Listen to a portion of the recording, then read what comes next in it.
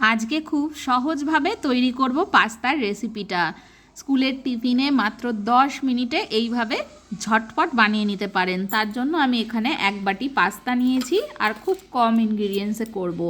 রয়েছে গাজরের টুকরোগুলো এরকমভাবে স্কোয়ার করে কেটে নিয়েছি, আর পেঁয়াজ আর কাঁচা লঙ্কা কুচিয়ে নিয়েছি। তো চলুন এবার রান্নাটা করে নিই ঝটপট। পাত্র বসিয়ে দিয়েছি, এবার এর মধ্যে দিয়ে দেবো জল দিয়ে প্রথমে পাস্তাটা সেদ্ধ করে নিতে হবে। জলটা ফুটতে শুরু করলে দিয়ে দেব এর মধ্যে লবণ। অল্প একটু লবণ দিয়ে দিলাম। এবার আমি দিয়ে দিচ্ছি পাস্তা। এবার একটু নেড়ে চেড়ে দিচ্ছি। পাস্তাটা সেদ্ধ করতে 7 থেকে 8 মিনিট সময় লাগবে। এবার কড়াইতে দিয়ে দিচ্ছি তেল। খুব সহজ একটা রেসিপি, অনেক কম ইনগ্রিডিয়েন্টসে কম মশলায় তৈরি করব, খেতে কিন্তু অসাধারণ হবে। বাচ্চা থেকে বড় সকলেই কিন্তু এরকম রেসিপি, এরকম পাস্তা খেতে ভীষণই পছন্দ করে। পাস্তাটা দেখুন সেদ্ধ হয়ে এসছে। এবার গ্যাসটা অফ করে জলটা ছেঁকে নেব।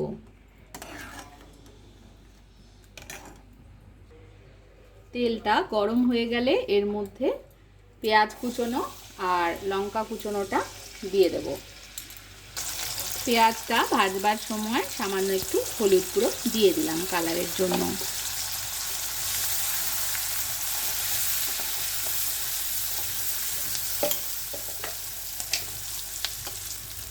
আর সামান্য একটু লবণ দিয়ে দিচ্ছি।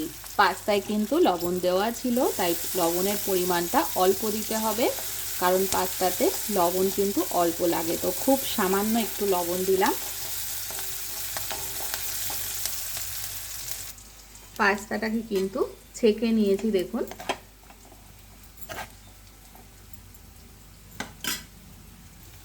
পেঁয়াজের কালারটা দেখুন চেঞ্জ হয়ে গেছে, লালচে লালচে হওয়া শুরু হয়েছে। এই অবস্থায় আমি গাজরগুলো দিয়ে দেব। চাইলে আপনারা অন্যরকম আরও সবজি অ্যাড করতে পারেন, তো আমি আজকে শুধু গাজর দিয়েই করছি। চাইলে আপনারা এর মধ্যে গ্রিন পিস, কর্ন এগুলো বেবি কর্ন এগুলো দিতে পারেন, ক্যাপসিকাম। গাজরগুলোকেও একটু ফ্রাই করে নিয়েছি। এবার আমি পাস্তাগুলো দিয়ে দিচ্ছি।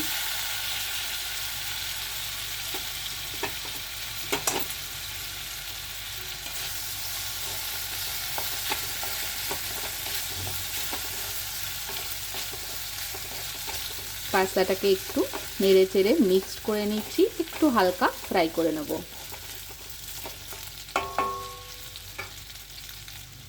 এবার এর মধ্যে দিয়ে দেব টমেটো কেচাপ। টমেটো কেচাপের পরিমাণটা কিন্তু পাস্তাতে সবসময় একটু বেশি লাগে, তবেই কিন্তু টেস্ট লাগে খেতে।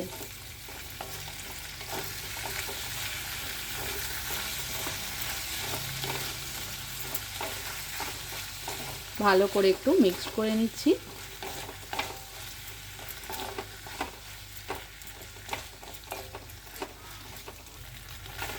কত সুন্দর কালারটা এসেছে দেখুন, এবং খেতেও কিন্তু অনেক টেস্টি হয়েছে। এই পর্যায়ে এসে আপনাদের ঘরে যদি কর্ন থাকে, বেবি কর্ন বা সুইট কর্ন থাকে, সেটা অ্যাড করতে পারেন। গ্রিন পিস, বয়েল করা গ্রিন পিস অ্যাড করতে পারেন, বা ক্যাপসিকামও অ্যাড করতে পারেন ছোট ছোট করে কেটে।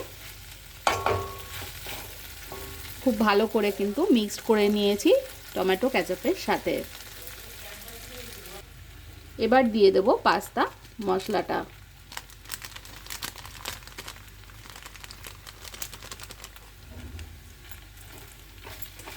পাস্তা মশলাটা একটু মিক্স করে নিচ্ছি।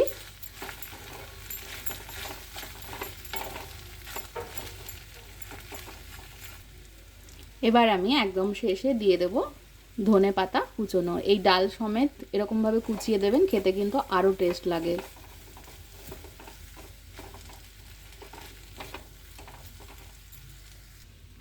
একদম শেষে একটু গোলমরিচ গুঁড়ো অ্যাড করব, তার জন্য এটাকে একটু থেতো করে নিচ্ছি।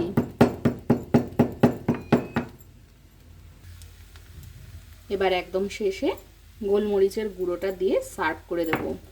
এইভাবে করলে কিন্তু দারুণ টেস্ট হয় এবং দোকানে যে আমরা পাস্তা খাই তার থেকেও কিন্তু বেশি টেস্টি লাগে। অবশ্যই এইভাবে ট্রাই করে দেখবেন, আর ভালো লাগলে অবশ্যই আমার চ্যানেলটাকে সাবস্ক্রাইব করতে ভুলবেন না। এবার এটা গরম গরম সার্ভ করে দেবো।